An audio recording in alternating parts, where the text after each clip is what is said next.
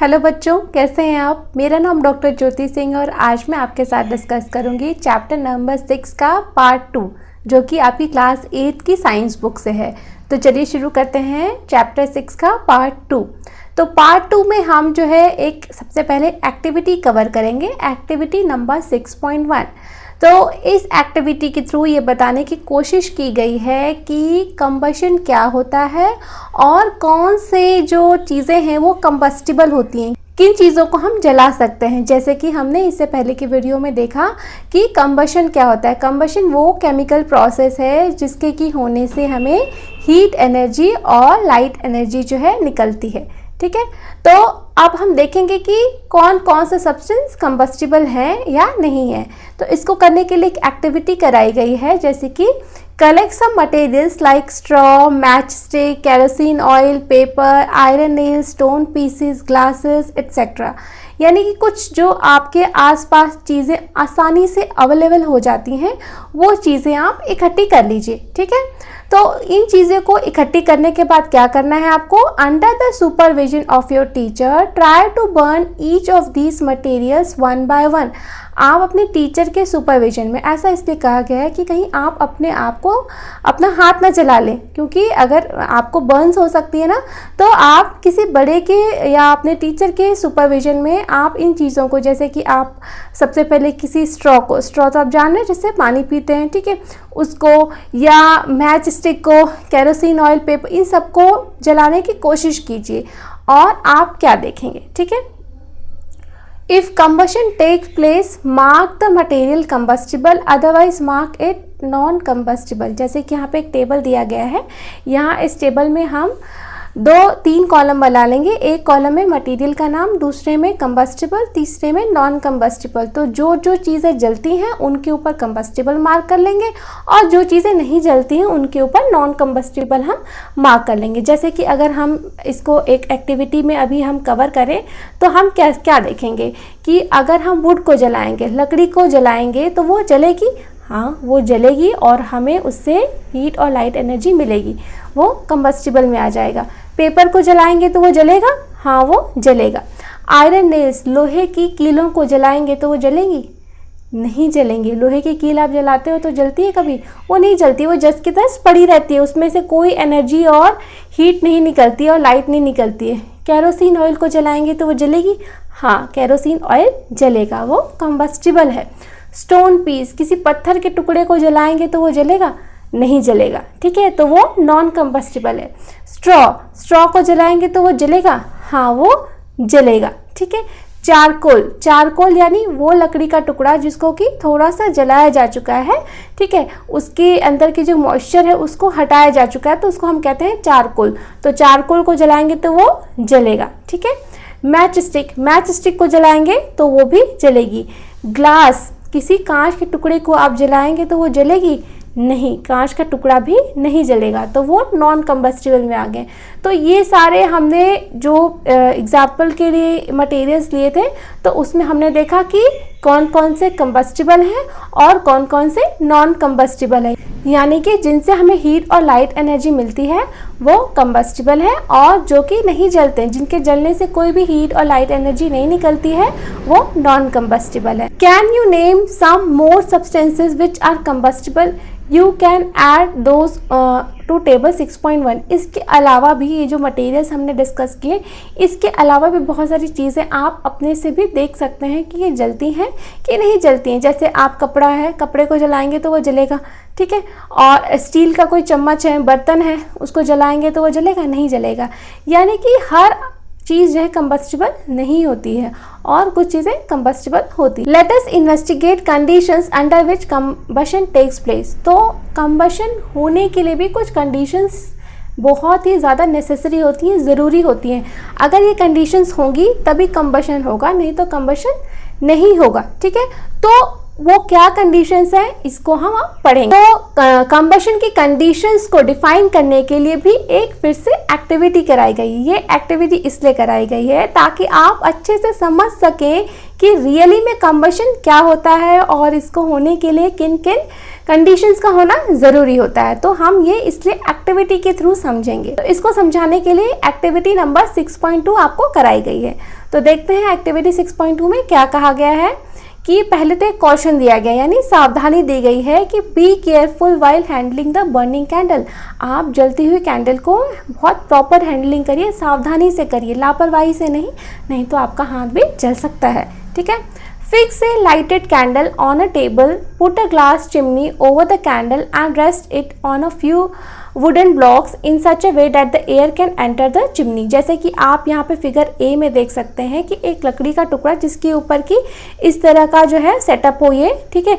इस लकड़ी के टुकड़े में यहाँ पे आप देख सकते हैं ऊंचा बना हुआ है। तो जब हम ग्लास की चिमनी रखेंगे जो कि ऊपर से जो है खुली है लेकिन नीचे से वो एयर जा सकते, ठीक है, इस वुडन के टुकड़े में ये सेटअप होने से। ठीक है।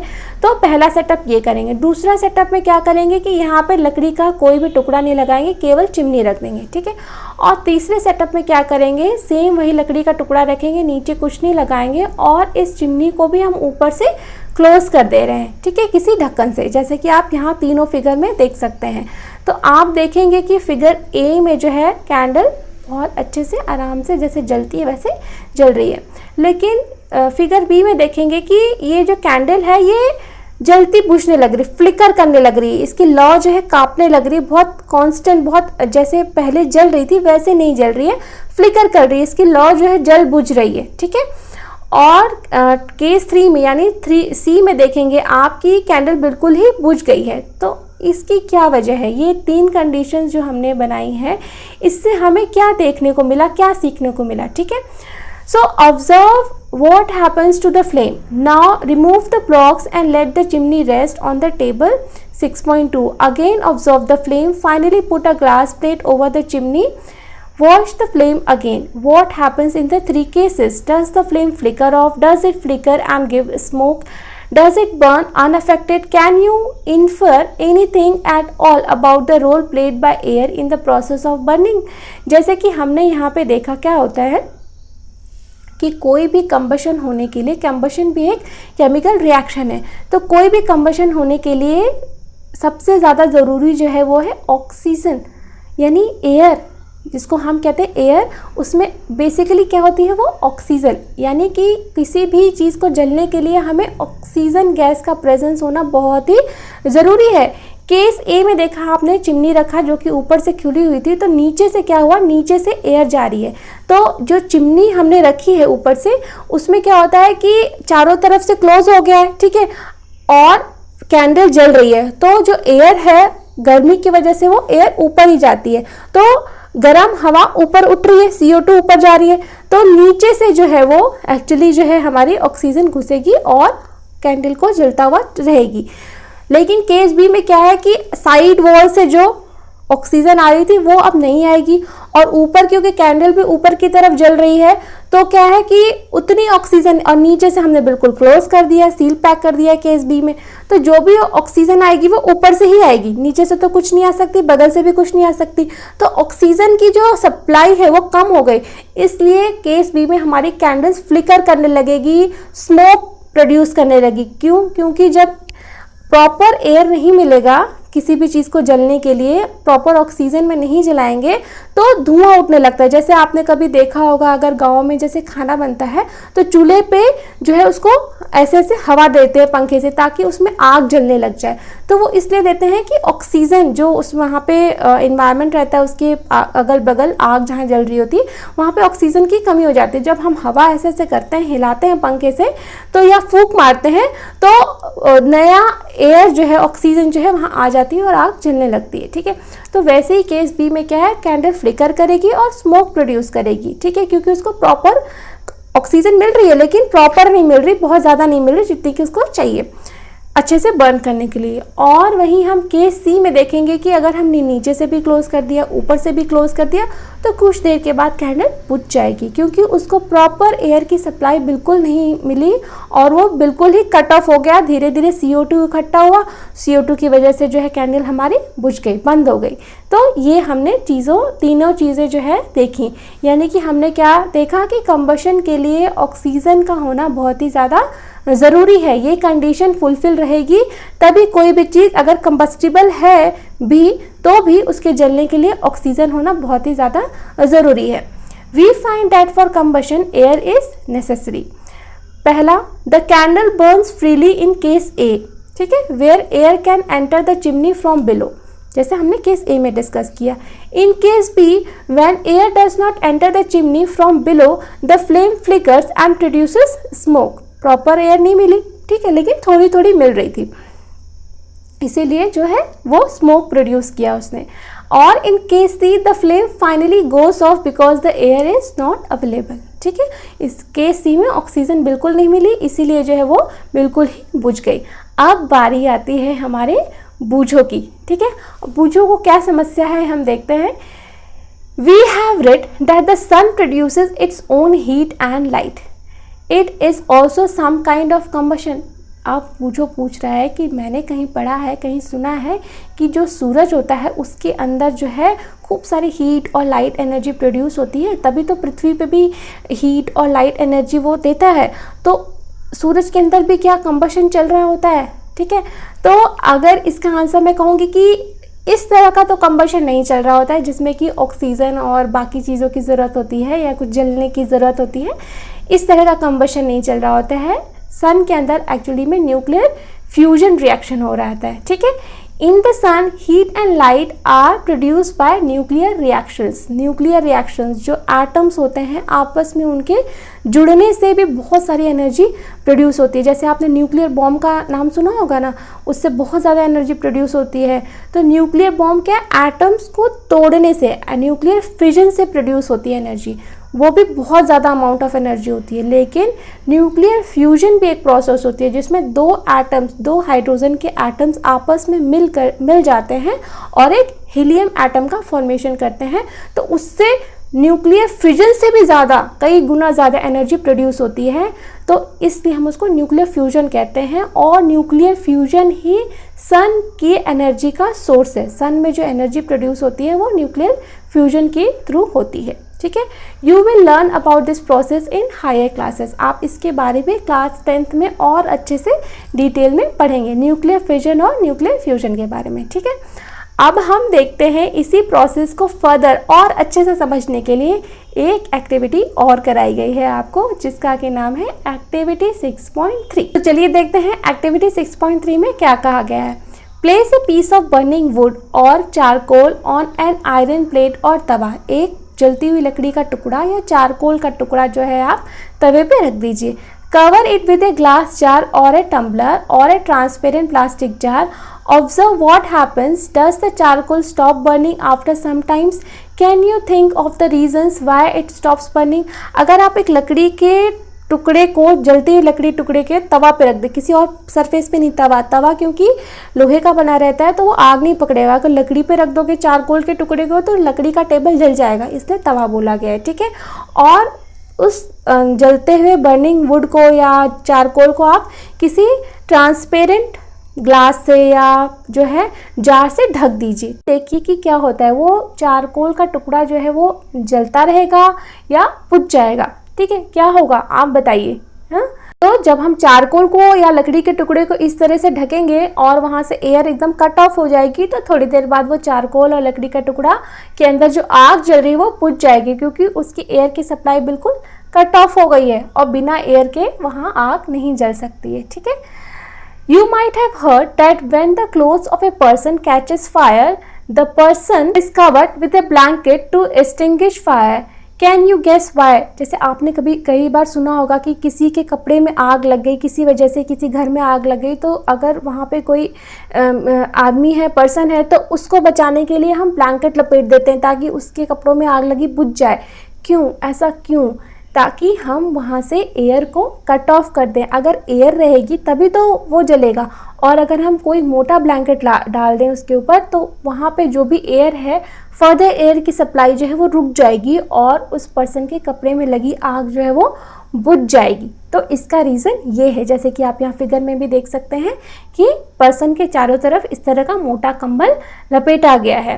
ठीक है, blanket draped around a person whose cloth cause fire. ठीक है, now recall some of your experiments. Does a match stick burns by itself, how does it burn. अब एक अलग समस्या आ गई है कि अगर मैच स्टिक जल तो जाती है अपने, ठीक है, जलती तो है, लेकिन क्या वो अपने से आग पकड़ लेती है? ऐसा तो नहीं है। आप उसको ऐसे घिसते हो उसकी माचिस की डिब्बी पे, ठीक है।